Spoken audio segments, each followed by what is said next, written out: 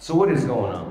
Well, first I want to ask you all a question, and I know the responses I'm going to get. Have you ever struggled with regulations? Right? I think we've all struggled with regulations because it's so difficult to deal with in the tattoo industry. Why? Because they regulate so different. There's a struggle on a daily basis trying to manage that. Anything that has to do with licensure, bloodborne pathogen, first aid from state to state. And it's extremely frustrating. And I know firsthand, because I dealt with it as well. I got so frustrated and fed up with dealing with regulations that back in 2013, I got heavily involved with my state of New Mexico's regulation. Some of you were there. I wanted to fight for tattooing, and my community and I worked together to provide regulations that made sense for our area. We fought, we went to the legislative session, we created a law that created a board that made sense. It was a board of tattoo artists by tattoo artists. And you can ask my wife, who's going live, she saw how much went into this, to the point where she said, if I ever try to do this again, she would leave me. Thank you for not leaving me, hon. They're looking at you right now.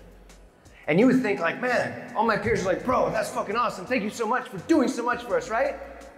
Hell no. Those who were not involved with my story called me the police. As if I was the fucking state. As if I was the one issuing the licenses and issuing fines. I was the one there fighting for you all. Well, not all of you, but fighting for them. But it's okay because I believed in what I was doing. Tattooing was more important to me than my reputation.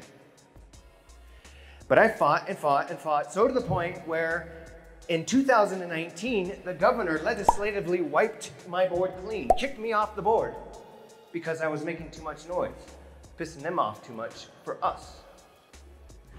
But I still wanted to fight for tattooing. I still wanted to do something for the industry, so I got involved with the Alliance of Professional Tattooists back in 2019. And as we were developing some strategies, the apocalypse happened, right? We all got stuck in the 2020 pandemic, not knowing what was gonna happen. But this gave me an opportunity to start doing some research, where I started looking into tattoo regulations, namely what was going on over in Europe.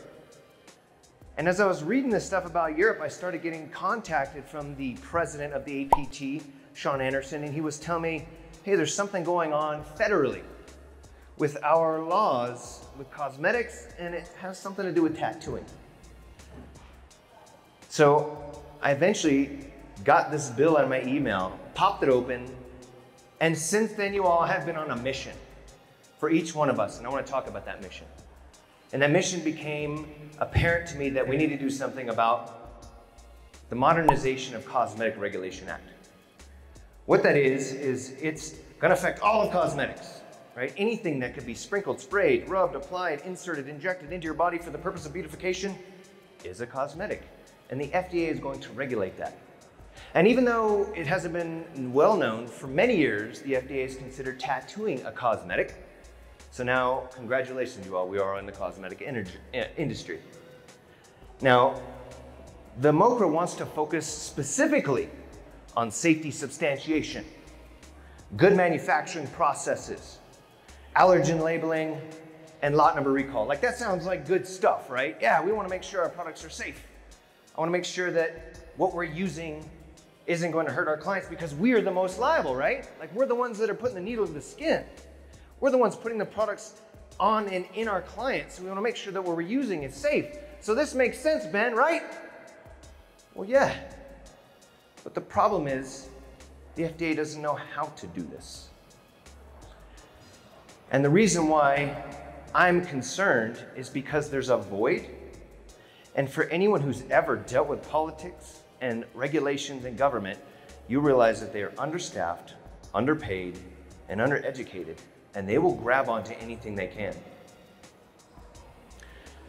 So what did I find out in Europe?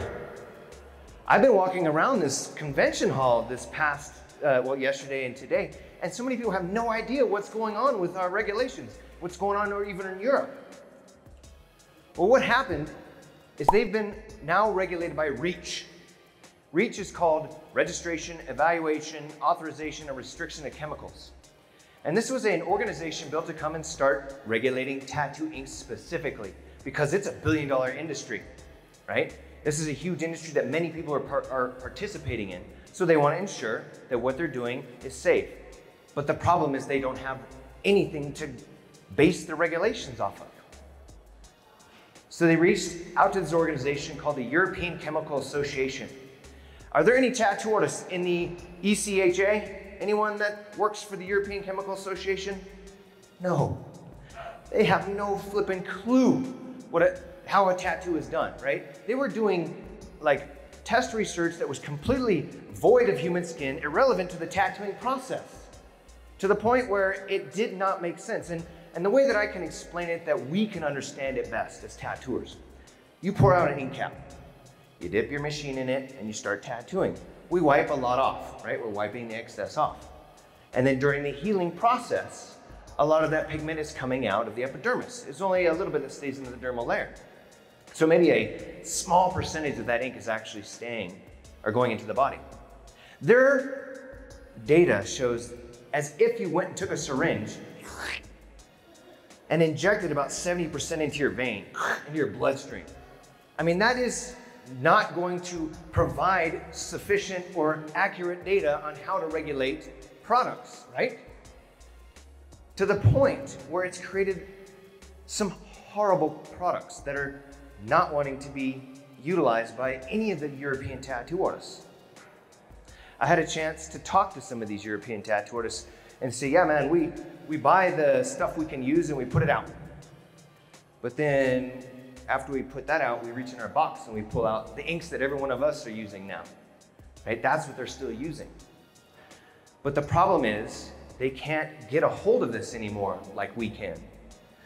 Alan Record is here from Fifth Avenue Studio Supply. He will tell you that he had many European tattoo artists call him furious because they can't get their inks anymore.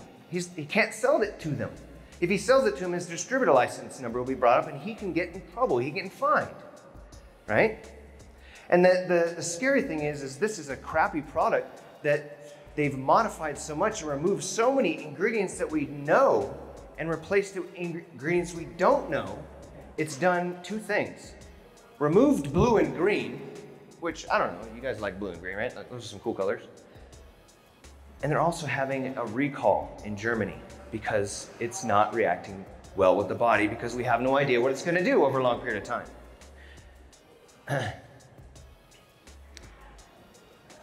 One more. But if they're caught using the inks that we use on a daily basis, there's a potential of a 3-year imprisonment and a 50,000 euro fine. Yeah. Now, I'm not sitting there like kicking down doors and arresting tattoo artists all the time, but anyone who has ever dealt with politics and regulations realize that if they want to make an example out of you, they can. And here's a place they can point to. Now, the reason why we need to be concerned, the reason why I'm even here, the reason why I have spent and pretty much reconfigured my career and path in life, and my crew would know and be able to attest to this, is because of these words here in the new federal law that dictates how we can operate and how our products can be created. Is the FDA and the Secretary of Human Health Services can actually look to European Union standards for regulating our products. And it isn't just our inks, it's every single thing we use in the tattooing process. Anything that can be sprinkled, sprayed, applied, inserted, injected into the body, right? And since that law happened, the FDA has been working. Like, we are focused on tattooing. On a daily basis, we're sitting down, we're slinging some ink, right? We're focused on getting our clients in the chair and doing a good tattoo. We're not always aware of what's going on in the federal government, but the federal government is working. The FDA is moving. It's slow, like anything government, but it's sure. And already the FDA has recently, and a few months ago, had a good manufacturing process public hearing where they wanted to listen to the world on how this is going to affect the cosmetic industry, because it will affect everything cosmetics. specifically, we're obviously concerned about tattooing. Over 2,300 people got on this call, and we're talking about how this will devastate small manufacturing. I've had an opportunity to speak to some of these smaller aftercare product companies and how this is going to completely disrupt your manufacturing because of the increased amount of protocols they will have to follow. They've also just released this like sensationalist guide called, recommendation to help reduce microbial contamination in tattooing. So that's like a scary title, isn't it? Like, what are you saying? Like there's some sort of issue with our inks? If you read the actual guidance, it just is it's common sense. Like buy your inks from a professional. Don't buy them on Amazon, right? Use your gloves, clean gloves when you touch it. But the title is coming from someone who isn't in the industry saying things that's making the public scared to the point where USA Today and WebMD contact APT wanting a public comment about this. Like, hey, what the hell's going on? And then I was trying to tell some of these manufacturers, now all manufacturing of anything cosmetic, by the end of 2023, you have to have your facility registered and all of your inks submitted. Like there's a deadline now. They've submitted it, it's out there. Do a lot of them know about it? No. They're focused on trying to make a living, right? There's no one up there telling them what they need to do.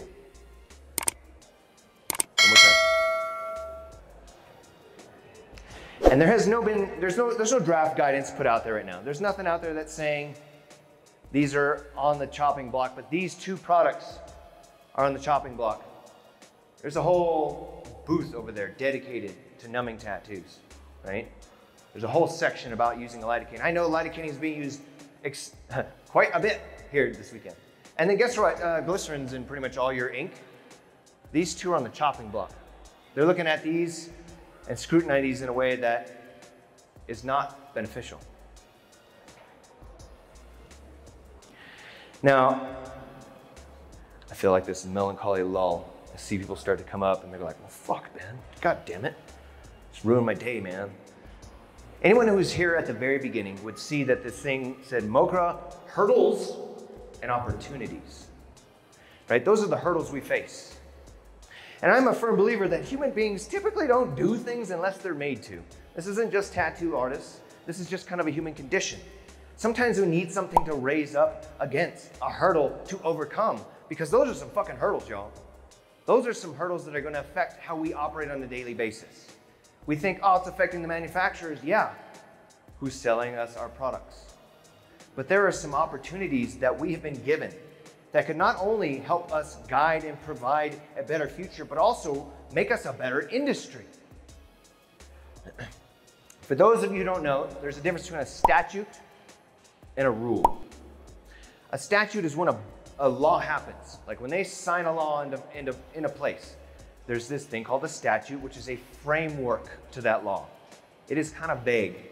It's written in such a way that allows for interpretation. Once that law goes into effect, then they start to create rules. The same thing happened in Europe, y'all. Reach happened. Boom. And they said, okay, tattoo industry, we want to start regulating tattooing. What do we need to do? Nothing. Oh, nothing will happen, man. No, nothing's going to happen to our tattooing. We're fine. We'll just go underground. Nothing's going to happen to us. Ask them now, right? Ask them now how easy it is to get tattoo inks in Europe. They did nothing through the entire promulgation of rules, but we have time. We are talking about this now. When I started making comments and posts about this back early 2023, we knew about this before the FDA. The secretary, or the head of the FDA task force for this particular Mocra was on vacation. So we have been grinding already for the past year, putting things into place. And there's something that's always been in place, at least for the last 30 years. You see, we got lucky. When the FDA was alerted, we told them about this. And we told them about this meeting in Europe called the World Congress of Tattoo and Pigment Research, and they went. And the FDA saw this shit. They saw like, oh man, you guys are having like a recall in Germany?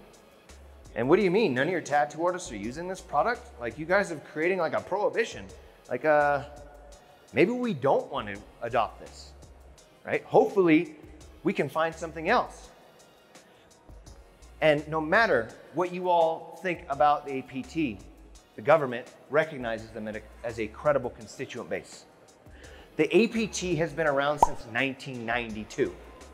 Now, as I've gone out and I've been sharing information about this, I've been getting so much feedback from the community. I've been hearing stories about how young tattoo artists, they're lamenting about the new tattoo industry and how they've tried to go out. Like I met a young female tattoo artist who was talking about how she got into an apprenticeship and was mentally, physically, sexually abused by her mentor.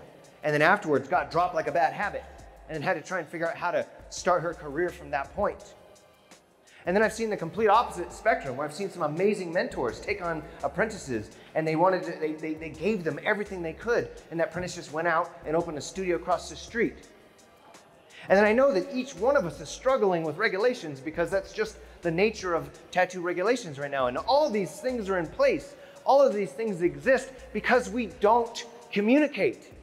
We don't come together. But there's an organization that we can come together under. And like I said, no matter how you feel about it, whether you're an old school tattooer and don't believe in it, or a young tattooer and never even heard about it, the APT is the organization that we can unify under. And I've met some amazing people. There's a man behind the curtain I'll introduce you to. I've met business coaches, thought leaders, and tattoo artists who are tattoo artists, but also trying to help rectify these issues. Help mentors become better mentors. Help young tattoo artists figure out how to get in a career. Help us business owners become better business owners. How to become more aware of what's going on. To the point where in APT, we are forming committees to help with this shit. We've got a state rep committee where, whether you know it or not, you have somebody in your area that can help you. Like when you're struggling, trying to come to a show, do a guest spot, you have somebody there that can help be a liaison between you and the state. And if you're struggling with education, we formed an education committee where we're trying to help educate the next generation and the older generation, right? We have a membership committee. We have the chair right over here. We have a membership committee to help people come into APT and recognize how they get the most value out of it. We have people here that want to help, but because we don't communicate enough, we don't know about them. But they do exist. And there's a way that you can connect with them. Now, because we have been given good credit through the FDA, we've been given the opportunity to sit on a board called the Association Food and Drug Officials Body Art Committee. This is that group that we can sit with. We get to sit with tattoo professionals, permanent cosmetic practitioners, ex-FDA regulators, and share with them the industry's knowledge so that way they can inform the FDA. We do have a seat at the table through the FDA, through the APT. And you guys are saying, okay, that's great. Like you got this group, they're like kumbaya, they're coming together, like they're starting to educate, but what are we really doing? There's a thing called the APT Pigment Committee. This is our Special Forces Task Group. This is the group that's coming together with tattoo artists and biochemists, medical practitioners, dermatologists. Oh, he was here a second ago. University of South Dakota, University of Texas, scholars from there that are helping us create a retroactive observational study. A health study that we, each one of you, once it's created, can share with your clients, share with your peers, share with everyone in the world who has tattoos. Share with them this survey to gather the data we need to tell the FDA. We don't need fucking reach. Or our arms aren't falling off. We're not dying of cancer from tattoos, right? There is not some sort of massive health crisis from tattoos. In fact, it's been around since before before written history, right? And we are creating the data that they can use to guide our future. Now, I can't expect you all to recall all the information I'm sharing with you. I get it, there's a lot. And it's a lot too. If none of you have even heard any of this information, and I'm telling it to you now, you're like, oh, that's a lot, man. That's too much. So we've created what's called the Body Art Regulation Support System. It's on the Discord platform. It's a place that you can hop on there, and it has individual channels, individual tabs that have all this information. Don't take my word for it. Believe it or not, go on there and look for yourself. It has all the tabs and links that you can go to. This is a place where you can connect with others. This is also a place that we can share information with you quickly. There's going to be a point where we're going to need to sign petitions. There's going to be a point where we're going to be sending out these surveys. This is the place that you can access them.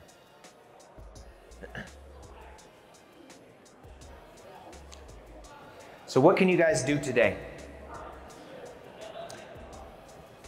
Politics, the basics of it. It's all about numbers. It's all about constituents, right? By coming and joining the APT, you don't have to grab a petition, y'all. You don't have to go out and start picketing. You don't have to start calling your governor. You don't have to start doing anything. Just by joining the Alliance and raising up your own personal standards and being aware of what's going on in the industry makes a huge difference. There are those you out there who do want to do more. There are those out there who want to be involved. So we have committees you can get involved with, right? If anything, if you don't want to do nothing, just go on the Body Art Regulation Support System, which will have a QR code up in a second. But we want to be a part of the future of tattooing because we don't want this to happen again without our knowledge. We want to be involved with it. So I want to leave you all with this. I'm giving you a gift. For those of you who are standing around, take a picture of those. Those are promo codes. That's 20% off of Electrum, 15% off of Eternal, and 20% off of Fifth Avenue Studio Supply. For those of you who were able to take this picture, and that QR code will take you to my link tree. All the links are there. Use those promo codes, get some percentages off. This is what coming together and working together could provide. Now, I want to leave you guys with this. I started off with a question, and I want to end with a question. As I've been going out and telling people about everything going on, I've been asked, why should I join the APT, bro? What do I get out of it? Well, I want to respond with something. Well, why would you want to join the APT? Why shouldn't you join the APT? Hasn't tattooing been amazing to you? Hasn't it provided everything for you? It allows you to pay your bills, raise your family, chase something that you're passionate about. We get to engage with people on a daily basis and do something we love. And it's time for us to not keep taking from tattooing. Doing tattoos is a gift to us that we give to people, but it's time for us to get back to tattooing. It's time for us to think about our legacies and what we're going to leave the future of tattooing. It's time for us to leave it better than when we came to it. So come, talk to me, join the APT, and let's figure out how we can all continue to work to unify the tattoo industry.